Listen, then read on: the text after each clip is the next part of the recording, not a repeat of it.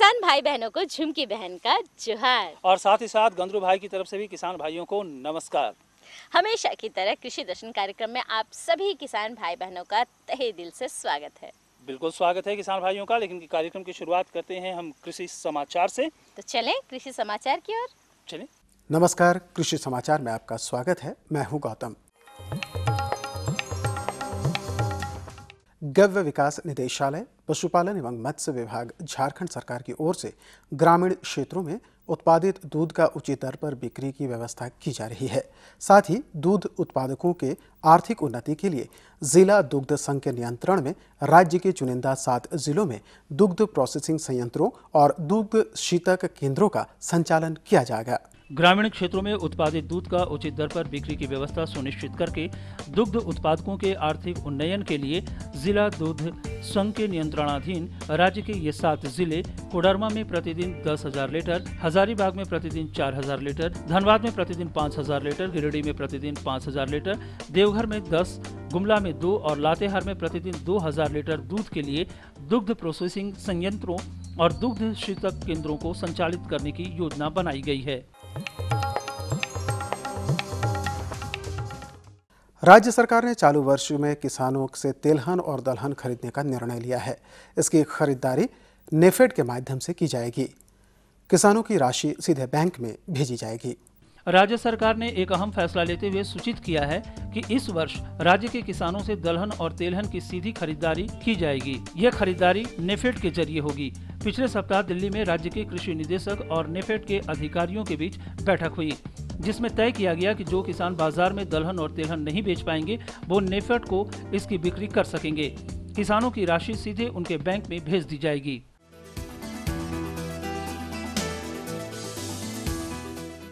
अभी धान फसल के कई खेतों में पुष्प निकलने तो कई खेतों में बाली फूटने का समय आ गया है। संकर किस्म के धान लगाए किसान ध्यान दें कि इस वक्त आभासी कंड नामक रोग का प्रकोप ज्यादा होता है। इसके नियंत्रण के लिए 1 ग्राम टिल्ट दवा प्रति लीटर पानी के दर से घोल बनाकर छिड़काव करें। इसमें कोई दो राय नहीं कि धान के संकर किस्म के बीज लगाने से उपज बढ़ जाती है, लेकिन इस मौसम में संकर किस्म वाले धान में आभासी कंड नामक रोग का खतरा बढ़ जाता है। अभी के मौसम में किसानों को ज्यादा सतर्क रहने की जरूरत है, क्योंकि अभी पौधों में पुष्पन और बाली निकलने का समय आ गया है।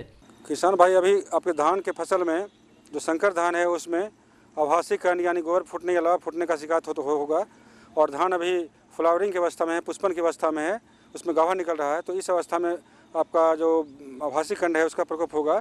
तो उससे निजात पाने के लिए आप टिल्ट नाम की दवा जो आता है बाजार में, उसका 1 ग्राम प्रति लीटर पानी में घोल बना लें और इसका छिड़काव जो धान में गाभा निकल रहा है इसी अवस्था में बाली निकलने के समय करना है। और इसके बाद फिर 15-20 दिन के बाद आप कर देंगे तो इस जो बीमारी है उससे आपको निजात मिलेगा। पूरे हिंदुस्तान में सब्जी फसलों में सबसे ज़्यादा उपजाई जाने वाली फसल है आलू। आलू की आगात खेती के लिए अक्टूबर महीने में बुआई शुरू हो जाती है। राज्य के किसान आलू की आगात खेती से बेहतर उपज पाने के लिए कुफरी पुखराज और कुफरी अशोका नामक उन्नत प्रभेद लगाएं। इसकी उत्पादन क्षमता 250 क्विंटल प्रति हेक्टेयर है। आलू की आगात बुआई के लिए अक्टूबर, मध्य बुआई के लिए नवंबर और पिछात बुआई के लिए दिसंबर महीना सबसे उपयुक्त है। अपने राज्य झारखंड में भी आलू की बहुत अच्छी खेती होती है। कृषक बंधु अपने आलू की उपज में वृद्धि करने के लिए सदा उन्नत प्रभेद लगाएं। आलू की आगात खेती के लिए कुफरी पुखराज और कुफरी अशोका लगाएं। ये 80 से 90 दिन में तैयार हो जाता है। मध्य खेती के लिए कुफरी कंचन और कुफरी आनंद लगाएं। ये 100 से 110 दिन में तैयार होता है। और पिछात खेती के लिए कुफरी पिप्सोना 1 और कुफरी पिप्सोना 2 लगाएं। इन प्रभेदों की उत्पादन क्षमता 250 से 300 क्विंटल प्रति हेक्टेयर है। लाह के उत्पादन के मामले में झारखंड पहले नंबर पर है। लाह पेड़ की टहनियों से चिपका होता है और उत्पादन के बाद टहनियों से लाह छुड़ाने का काम काफी मशक्कत भरा होता है। दौली एक ऐसा उपकरण है जो टहनियों से आसानी से लाह छुड़ाने का काम करता है। किसान दौली की मदद से प्रतिदिन 8 किलो लाह छुड़ा सकते हैं। आमतौर पर टहनियों से लाह छुड़ाने के लिए घरेलू उपकरण छुरी, चाकू, लकड़ी का इस्तेमाल करते हैं। इससे लाह भी ठीक ढंग से नहीं छूट पाता और काफी वक्त भी लग जाता है। लेकिन विशेष रूप से इसी कार्य के लिए कृषि वैज्ञानिक की सलाह से एक कृषि उपकरण बनाया गया है जिसे दौली कहते हैं। यह दौली काफी आसानी और अच्छे तरीके से टहनियों से लाह छुड़ाने का काम करता है। इस उपकरण की मदद से प्रतिदिन 8 से 10 किलो लाह छुड़ाया जा सकता है। ब्राम्बे गांव के एक सफल किसान हैं काली उरांव, जो सब्जी उत्पादन में विशेष दिलचस्पी रखते हैं। ड्रिप इरिगेशन विधि से सिंचाई करके ये कई एकड़ खेतों में बैगन और पत्ता गोभी की शानदार खेती कर रहे हैं। साथ ही कई अन्य खाद्यान्न फसलों का भी बेहतर उत्पादन कर लेते हैं। चलिए आज मिलते हैं ब्राम्बे के सफल किसान काली उरांव से। इनकी शानदार खेती इनके इलाके में चर्चित है। हालांकि अपनी खेती की बेहतरी के लिए इन्होंने विधिवत रूप से कहीं से भी कोई कृषि प्रशिक्षण नहीं लिया है। यह सब अपने तजुर्बे का कमाल है। इनके खेतों में अभी बैंगन, अदरक और पत्ता गोभी की फसलें लहलहा रही है। इनके सफल सब्जी उत्पादन में ड्रिप इरिगेशन का बहुत बड़ा हाथ है। 10 साल पहले जो हम खेती लगाते हैं तो लगा रहे थे, उस टाइम इतना मुनाफा नहीं हो रहा था। धीरे धीरे हम सीखते सीखते आदमी के बताने के अनुसार में हम सीखते गए और इधर अधिक खेती लगाने लगे और हमको ज़्यादा मुनाफा होने लगा। यही खेती से सब परिवार वाले खुश हैं। पढ़ाई लिखाई के लिए उस सब के लिए वही खेती से सब पूर्ति हो जा रहा है। अब एक नज़र राज्य के 4 प्रमुख शहरों के मौसम के मिजाज पर।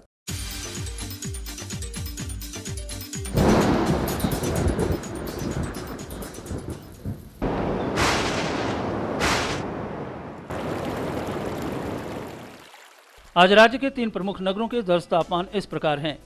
रांची का न्यूनतम तापमान 20 डिग्री सेल्सियस और अधिकतम 31.3 डिग्री सेल्सियस।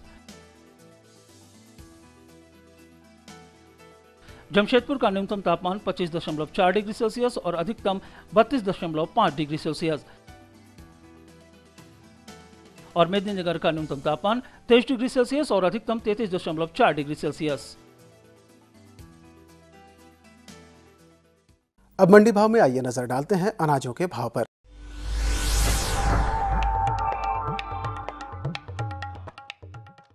आज कृषि उत्पाद बाजार समिति पंडरा रांची में दर्ज किए गए विभिन्न खाद्यान्नों के थोक भाव इस प्रकार हैं।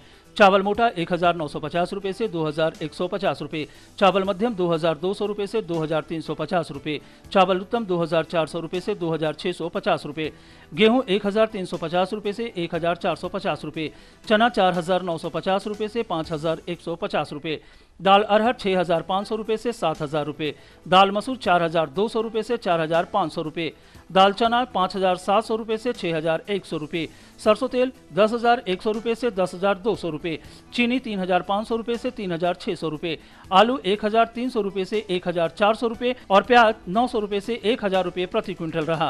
कृषि समाचार में आज इतना ही। अगले दिन अगले अंक में फिर मुलाकात होगी ताज़ा तरीन खबरों के साथ।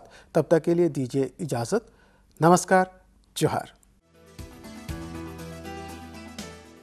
अभी आप देख रहे थे कृषि समाचार, जिसके अंतर्गत आपने जाना मंडी की भाव के बारे में, मौसम के मिजाज के बारे में और खेती बाड़ी के बारे में। बिल्कुल, तो लेकिन अब अब चला है एक छोटे से विराम का। तो इस विराम के बाद हम पुनः हाजिर होंगे। किसान भाइयों, आप बने रहिए हमारे साथ। ये लो और बताओ। बस। अरे ये क्या भैया जी, बस इतनी सी रासायनिक खाद? किसानी छोड़ रहे हो क्या? किसानी नहीं, नादानी छोड़ रहे हैं। मिट्टी की जांच कराई है। अब तो लालाजी जितनी जरूरत है उतने ही उर्वरक खेत में डालेंगे। हाँ, किसान भाई आज ही अपने जिले की नजदीकी भूमि परीक्षण प्रयोगशाला में मिट्टी की जांच जरूर करवाएं और मिट्टी में पोषक तत्व, नमी व पौधे के विकास को देखते हुए केवल जरूरत के अनुसार ही पोषक तत्व डालें। और हाँ, मिट्टी में गंधक, जस्ता, बोरोन जैसे सूक्ष्म पोषक तत्वों का पता लगाना भी न भूलें। उर्वरक और जैविक खाद के सही उपयोग से भूमि का उपजाऊपन बनाए रखें, उत्पादकता बढ़ाएं, खर्चा घटाएं और बहुमूल्य विदेशी मुद्रा बचाने में भी सहयोग दें। और हाँ, धीमी गति से नाइट्रोजन उपलब्ध कराने वाले उर्वरकों जैसे नीम लेपित यूरिया को प्राथमिकता दें और यूरिया का पत्तों पर छिड़काव करें। अरे वाह, तू तो सचमुच समझदार हो गया रे। अधिक जानकारी के लिए संपर्क करें जिला कृषि अधिकारी या किसान कॉल सेंटर। सुबह के साथ ही शुरू होता है जीवन का कारोबार। पशुधन है मानव के लिए जीवन का आधार। संपूर्ण पौष्टिकता का गुण लिए दूध सदियों से मानव आहार का हिस्सा रहा है। सरकार पशुपालकों के कल्याण और विकास के लिए पशुधन की गणना करा रही है। पशु गणना कर्मचारी 15 सितंबर से 15 अक्टूबर के बीच आपके घर आएंगे। अपने पशुधन की सही जानकारी देते हुए गणना कर्मचारी से सहयोग करें। पशु गणना का प्रयास, पशुपालकों का विकास। विराम के बाद एक बार फिर से स्वागत है हमारे सभी किसान भाई बहनों का। बिल्कुल। और झुमकी बहन, अभी हमें लगता है कि हमारे किसान भाइयों को जानकारी का इंतजार है कि आज गंदरू भाई और झुमकी बहन क्या जानकारी लेकर के आए हैं। हम जानकारी तो बिल्कुल, तो किसान भाइयों हम जानकारी तो जरूर देंगे, लेकिन उसके लिए हम चलेंगे गांव की ओर। चलिए आइए। दादा जोहार जोहार जोहार जोहार जोहार जोहार जोहार जोहार जोहार। अरे आइए आइए आइए आइए ना भैया, आइए।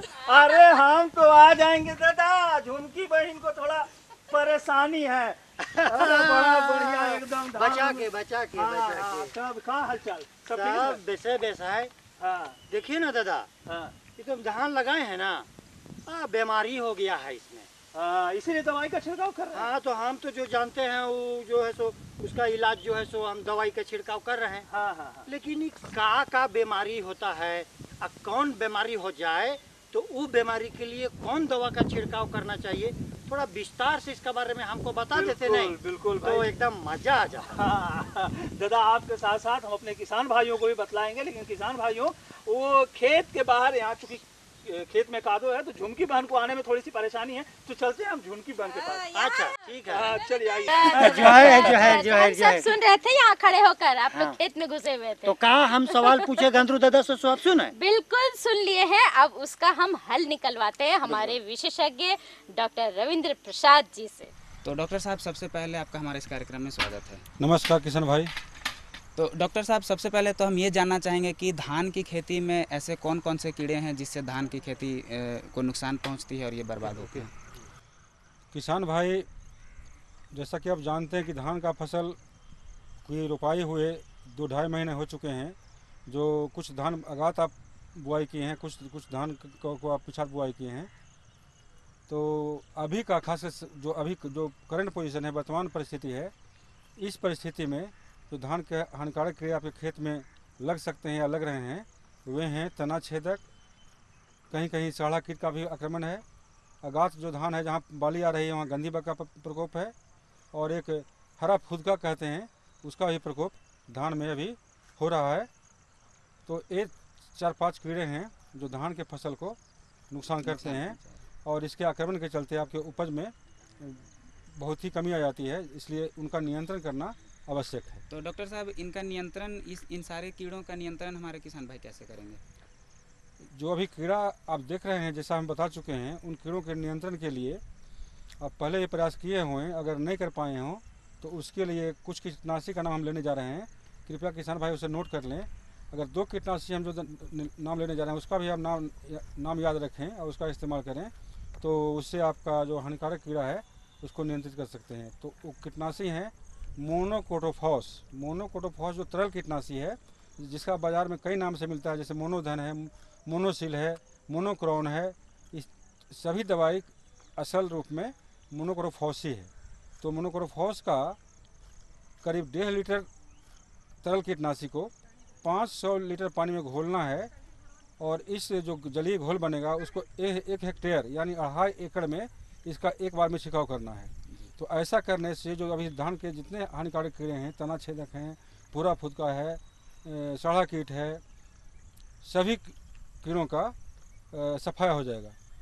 तो इस तरह से आप मोनोक्रोटोफॉस, या दूसरा जो कीटनाशी है वो है क्लोरपायरीफॉस, जो कि लिथल या दर्शवान या अन्य नामों से मिलता है। तो इन नामों से मिलता है। तो इसका जो डोज है, इसका आप 2.5 लीटर प्रति हेक्टेयर की दर से 500 लीटर पानी में घोलेंगे, तो जो जलीय घोल बनेगा इसका 1 हेक्टेयर में छिड़काव किया जा सकता है। तो आपके इलाके में किसान बंधु जो दवा उपलब्ध हो, मोनोक्रोटोफॉस या क्लोरपायरीफॉस, दोनों में से किसी एक का छिड़काव करें वर्तमान परिस्थिति में, तो आपका जो धान में कीड़े लग रहे हैं उनका नियंत्रण हो जाएगा। और अब हम आते हैं बीमारी की ओर। अब आपको जानना है कि धान के इस अवस्था में धान के फसलों में हानिकारक बीमारियाँ कौन कौन सी लगती है। तो जो बीमारी है, जो सामान्य धान है, सामान्य किस्म का धान है, उसमें आपका ब्लास्ट लगता है, जिसे आप झोंका बोलते हैं जी। तो झुमका का या ब्लास्ट का प्रकोप होता है। और जो हाइब्रिड धान लगाए हैं, चूँकि झारखंड के किसान भाई हाइब्रिड यानी संकर धान का भी काफ़ी अच्छी मात्रा में खेती करते हैं। तो जो हाइब्रिड धान है उसमें तो ब्लास्ट लगेगा ही झोंका। उसके अलावा एक फॉल्स स्मट, जिसे हिंदी में आभासी कंड कहते हैं, या किसान भाई अपने भाषा में बोलते हैं उसको गोबर फूटना या लवा फूटना। तो जो बीमारी है उसको कहते हैं वैज्ञानिक रूप में आभासी कंड या फॉल्स स्मट। तो यही बीमारी जो है धान के फसल को नुकसान करते हैं। कि ब्लास्ट का नियंत्रण कैसे करना है। ब्लास्ट का नियंत्रण करने के लिए आप साफ नाम का एक दवाई आता है बाज़ार में, जो दो दवाओं का, दो फफूंदनाशियों का मिश्रण है।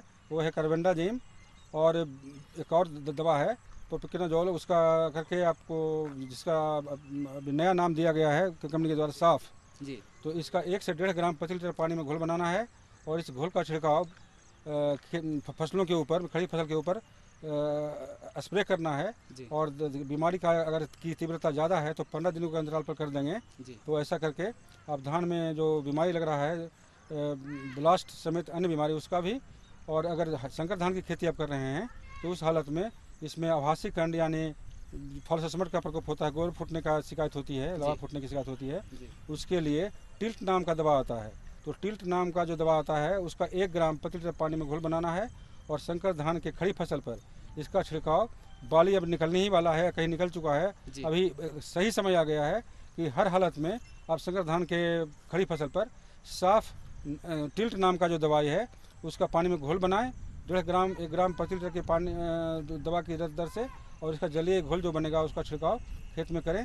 तो संकर धान में जो टिल्ट जो आपका लग रहा है आभासी कंड, गोबर फूटने का शिकायत है, वो दूर हो जाएगा। अब सवाल उठता है कि क्या अगर धान में कीड़ा बीमारी दोनों का प्रकोप एक साथ हो गया है तो उस हालत में आप क्या कर सकते हैं। उस हालत में जो कीटनाशी बताए हैं हम, मोनोक्रोटोफॉस या क्लोरोपाइरीफॉस, उसमें से किसी एक का, और जो अभी बताए हैं आपको टिल्ट या साफ, दोनों में से किसी एक का पानी में घोल बना लें। दोनों एक ही पानी में, टिल्ट का भी या उसी में मोनोक्रोटोफॉस का भी जलीय घोल बनेगा और उसका छिड़काव एक साथ कर देंगे तो हानिकारक कीड़ा और बीमारी दोनों का नियंत्रण एक साथ हो जाएगा। और आपको मजदूरी का जो कीमत होता है वो भी घट जाएगा और अपने धान से आप भरपूर उपज ले सकते हैं। आशा है आप जो हम अभी बात बोल चुके हैं उसको ध्यान से सुने होंगे, नोट कर लिए होंगे और इसका प्रयोग करेंगे, अमल में लाएंगे और धान के उपज से भरपूर लाभ उठाएंगे।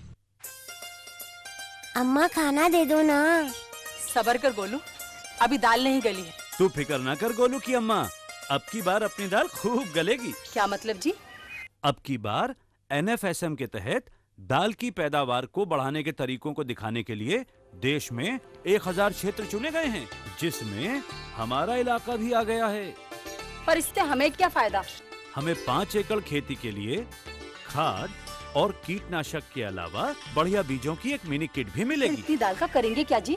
अरे भगवान, सरकार ने दलहन का समर्थन मूल्य भी खूब बढ़ा दिया है और इनकी खरीद का भी पूरा इंतजाम कर लिया है। इससे आमदनी बढ़ेगी और फिर हमारा गोलू अच्छे स्कूल में जाकर के कृषि वैज्ञानिक बनेगा। हाँ, बड़ा बढ़िया जानकारी था दादा। अब तो दादा हम जान गए कि धान का फसल में का बीमारी लगता है और कौन बीमारी में कौन दवाई का छिड़काव करना है। दादा, और आप ऐसे भी दवाई का छिड़काव कर ही रहे थे, पहले से भी जानकारी बहुत सारे किसान भाइयों को है। लेकिन और जो किसान भाई हैं जिनको जानकारी नहीं है उनके लिए ये जानकारी थी, तो आप इस जानकारी का लाभ जरूर उठाएं। और झुमकी बहन, हमारे कारू दादा भी इंतजार कर रहे होंगे। बिल्कुल, वही तो मैं कहने वाली थी। तो हम अपना काम में लगते हैं। बिल्कुल लगिए। कारू दादा से भेटाइए। बिल्कुल ठीक है, ठीक है, जोहर। ठीक है तो फिर ठीक है। जोहर दादा, कहाँ गए थे आज? एकदम फुल पैंट शर्ट पहन के एकदम टिप टॉप। अरे गए थे शहर। अच्छा। अपना काम से। अच्छा। लेकिन वहाँ भी एगो सवाल हो गया। एगो आदमी देखा, बोला भाई साहब आप बड़ी टीवी पे देखते हैं, कृषि को बहुत जानकारी देते हैं। बोले अच्छी बात है। हाँ, हम बोले हम अकेले नहीं होते हैं, हमारे साथ झुमकी बहन और गंदरू भाई भी होते हैं। बोला आओ तो सही है, मंगरा दादा भी होते हैं। हाँ, तो फिर उसके बाद बोला कि तब एक चीज बताइए कि गुलाब का जो सर्दी मौसम है इसमें खेती कैसे करेंगे। ले सवाल तो मेरे साथ हो गया, सवाल तो हम लोग आपसे करते हैं, इसका जवाब आप देते हैं, विशेषज्ञ से आप मिलाते हैं। तो उस आदमी का ये सवाल है, मेरा नहीं। तो आप आज विशेषज्ञ से हमको मिलवाइए और ये बताइए कि मतलब गुलाब का सर्दी खेती कैसे होता है, जो भी बोला था। देखिए दादा, हम तो कहते हैं कि जो झारखंड का प्रदेश है ना, यहाँ तो फसल का उत्पादन होता ही है, लेकिन अगर हम फूलों की खेती करें, खास करके अगर गुलाब की खेती करें, तो किसान भाइयों को बहुत लाभ मिलेगा। अच्छा। और अभी तो जाड़े का मौसम आ भी रहा है। अच्छा। गुलाब का पौधा लगाने का है, गुलाब का नर्सरी भी लगा सकते हैं, गुलाब का जो फूल है वो काफ़ी लाभ दे सकता है। तो ऐसे में किसान भाइयों को गुलाब की खेती भी करनी चाहिए। और तो क्यों झुमकी बहन, हम तो कहते हैं कि अपने किसान भाइयों को गुलाब की खेती के बारे में जानकारी उपलब्ध करा ही देना चाहिए। बिल्कुल करा देना चाहिए। वैसे आप जानते ही होंगे कि गुलाब फूल हम लड़कियों को बहुत पसंद है। भाई लड़कियों को ही नहीं, लड़कों को भी पसंद है। अच्छा? हाँ। तो चलिए मिलते हैं हमारे विशेषज्ञ डॉक्टर पूनम होरो जी से, जानकारी लेते हैं इसकी खेती के बारे में। मैम, हम आपसे जानना चाहते हैं कि झारखंड प्रदेश जो है उसकी जलवायु जो है क्या गुलाब की खेती के लिए प्रयुक्त है, उसके बारे में आप हमें बताएं। किसान भाइयों, जैसा कि हम बार बार इस बात पर विचार करते आए हैं और हमने बतलाया भी है कि झारखंड की जलवायु जो है सारे फूलों की खेती के लिए काफ़ी उपयुक्त है। खासकर वैसे फूल जो व्यावसायिक रूप से लाभप्रद होते हैं, जिसमें कि एक गुलाब आता है, गेंदा आता है, रजनीगंधा, ग्लैडुलस और गुलदाउदी आता है। ये सारे फूल जो जाड़े में मुख्य रूप से उगाए जाते हैं, इसकी खेती के लिए काफ़ी उपयुक्त जगह है ये। और आसानी से थोड़ी सी जानकारी और थोड़ी सी सावधानी बरतकर किसान जैसे सब्जियों की खेती करते हैं, उसी तरह इन फूलों की भी खेती कर सकते हैं और लाभ कमा सकते हैं। जाड़े के मौसम में क्या उपचार करें, क्या प्रक्रिया करें जिससे कि हमारे जो हैं गुलाब के फूल जो फसल हैं जो वो उससे हम बच सकते हैं, उनसे जो कीट लग जाते हैं उससे बच सकते हैं, या उनकी फसल से हमें ज़्यादा मुनाफा हो सकता है, उसके बारे में हमें विस्तार से बताएं। ये ऐसे किसान भाइयों के लिए हैं या ऐसे ग्रोवर के लिए जो हैं जो अपने घरों में फूल गुलाब लगाते हैं, या ऐसे ग्रोवर किसान भाई जो कि खेतों में गुलाब लगा चुके हैं, जो खुले वातावरण में साधारणतः लगते हैं, पॉली हाउस वाले गुलाब नहीं। ऐसे गुलाब में सर्दोपचार की जो प्रक्रिया काफ़ी इम्पोर्टेंट होती है। और गुलाब की वो स्थिति जबकि पौधे समझिए कि 3 साल तक के हो जाते हैं, उस समय यह प्रक्रिया काफ़ी आवश्यक हो जाती है, जिसके लिए कि जो अभी बरसात का मौसम जो अब ख़त्म होने पर है और जाड़े का मौसम शुरू होने वाला है, ये काफ़ी उपयुक्त समय है शरदोपचार के लिए। और ये शरदोपचार जो होता है, जिसे करके साल भर किसान भाई आराम से गुलाब के फूल प्राप्त कर सकते हैं, अच्छी क्वालिटी वाले फूल प्राप्त कर सकते हैं और इससे लाभ कमा सकते हैं।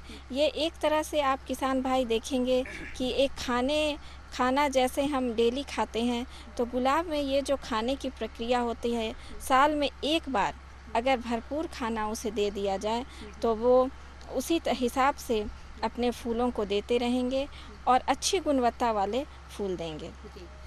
मैम, जैसे हम आपसे जानना चाहते हैं कि अगर किसान भाई इस पौधों को लगाते हैं तो वो किस समय लगाएं, उसके बारे में आप हमें बताएं। ये पौधे जो मुख्य रूप से देखेंगे कि गुलाब आप फरवरी में भी लगते हैं और आपके सितंबर अक्टूबर के महीने में भी लगते हैं। तो वैसे गुलाब जो कि 2 या 3 वर्ष जिन गुलाबों का हो चुका है, फूल आने लगे हैं उसमें और डालियां भी आ गई हैं, ऐसे गुलाब में शरदोपचार की जो प्रक्रिया होती है, जैसे ही बरसात का मौसम ख़त्म हो जाए तो उस गुलाब के किनारे चारों ओर गड्ढा खोद दिया जाता है और गड्ढा इतना खोदा जाता है कि गुलाब के जो जड़ हैं उसमें धूप डायरेक्टली पड़ने चाहिए, या इतना सटा कर भी नहीं कि वो टूट जाए, थोड़ी सावधानी बरतनी चाहिए इसमें। और गड्ढा उसके किनारे और खोदा जाता है। लेकिन ख़ास बात ध्यान रखेंगे कि जब सारे बरसात का मौसम बीत जाए उस समय ये किया जाता है और धूप कम से कम 3-4 दिन तक उसे धूप दिखलाया जाता है, 3 दिन मिनिमम, ताकि जितने कीड़े मकोड़े होते हैं वो ज़मीन के अंदर वो मरने लगते हैं। और उसके बाद आप आराम से उसमें एक गुलाब का पौधा अगर मान लीजिए 5 वर्ष का है तो आराम से आप 2 टोकरी आप गोबर की खाद 5 केजी अगर गोबर की खाद है वो उसमें डाल सकते हैं, 5 या 10 केजी का खाद गोबर का। और उसके बाद जितने और इनऑर्गेनिक फर्टिलाइज़र हैं जैसे यूरिया, पोटास और फॉस्फेट है वो आप उसमें ऐड कर सकते हैं। प्रति पौधा करीब 50 ग्राम करके आप उसमें सारी चीज़ों को मिला देंगे। और साथ ही साथ कीड़ों को मारने के लिए करंज की खली या नीम की खली जो भी आपके पास उपलब्ध है उसे आप डालेंगे। करंज की खली आप ध्यान देंगे किसान भाई या जो ग्रोअर हैं वो डायरेक्टली उसमें नहीं डालेंगे, उसे फुला कर डालेंगे ताकि उसकी जो अपनी गर्मी होती है वो उससे हट जाए और वो आसानी से उसको फील्ड में डाला जा सके, उसको वो उसका गुण जो होता है कीड़ों को मारने का उसका लाभ लिया जा सके। और इस तरह और एक आता हड्डी चूरा जिसमें कि जो कि आप देखेंगे कि मछली की हड्डियों से या किसी तरह के जो भी बोन मील होते हैं वो उसमें डाला जाता है, ये भी काफ़ी लाभकारी होता है। इस तरह सारे खाद को मिलाकर मिक्स करके 1 सप्ताह के अंदर या 12 दिन के अंदर उसे ढक दिया जाता है। और या 3 दिन अगर बहुत ज़्यादा टेम्परेचर आप देखेंगे कि ज़्यादा गर्मी पड़ रही है तो 3 दिन सफिशिएंट होता है। 3 दिन के बाद इसे इन खादों को मिक्स करके उस गड्ढे को ढक दिया जाता है। और ये आपका अक्टूबर के महीने में अगर देखिएगा 15 अक्टूबर तक आपने इसे कर दिया। और एक बात किसान भाइयों मैंने बतलाना काफ़ी देर से मैं बतला रही हूँ कि जब जड़ खोलते हैं तो उसी समय ऊपर की डालियों को 1 फीट ऊंचाई पर हम काट देते हैं। जितनी भी डालियाँ गुलाब की होती सारी डालियों को उससे हटा देते हैं 1 फीट। और इसके बाद सारे खाद को मिक्स करके ढक कर उसे छोड़ देते हैं। फिर आप देखिएगा कि 3 महीने के अंदर उसमें इतने अच्छे गुलाब आपके खिलेंगे और आप इसका आनंद उठा सकते हैं पूरे जाड़े भर। या कमर्शियली जो व्यावसायिक रूप से किसान कर रहे हैं वो अच्छी गुणवत्ता वाले फूल प्राप्त करेंगे। समय समय पर आपको इसके लिए इंसेक्टिसाइड या दवाओं का छिड़काव जो आवश्यक है वो तो करना ही पड़ेगा, लेकिन इस तरह उसके जो फीडिंग का जो समय होता है मेनली जो बरसात के बाद हम गुलाब को जो खाना देते हैं वो इस तरह दिया जाता है। और इसे ही विंटरिंग या शरदोपचार कहा जाता है। इसे किसान भाई भी कर सकते हैं और जितने ग्रोवर जो शौक से अपने बगीचे में फूलों को लगाते हैं, गुलाब को लगाते हैं, वो भी आसानी से इसे कर सकते हैं। अब बोलिए भाई, मुझे तो एक गीत याद आ रहा है। हाँ। अगर आप साथ दें तो जरा गुनगुना बिल्कुल दें। बिल्कुल बिल्कुल। वो कैसे था? फूल आहिस्ता फेंको, फूल आहिस्ता फेंको, फूल बड़े नाजुक होते हैं। वाह वाह वाह वाह। तो भाई फूलों की नाजुकता को आप समझिए। फूल हमें प्रेम का संदेश देता है, शांति का प्रतीक है और ये विकास और समृद्धि का भी प्रतीक बनता जा रहा है। तो हम किसान भाइयों से कहेंगे कि आप फूलों की खेती जरूर करें। बिल्कुल। और अब हमें लगता है कि हमारा समय समाप्त होने वाला है। बिल्कुल। और हमें किसान भाइयों से इजाज़त लेनी होगी। बिल्कुल। तो चलते चलते हम अपना पता आपको ज़रूर बता देंगे ताकि आप अपनी सुझाव और समस्या हम तक लिख कर भेज सके। हमारा पता नोट कीजिए। हमारा पता है कार्यक्रम कृषि दर्शन, कृषि प्रकोष्ठ द्वारा केंद्र निदेशक, दूरदर्शन केंद्र, रातू रोड, रांची। पिन संख्या 834001। तो किसान भाइयों, इसी के साथ हम सबों को दीजिए अनुमति। नमस्कार।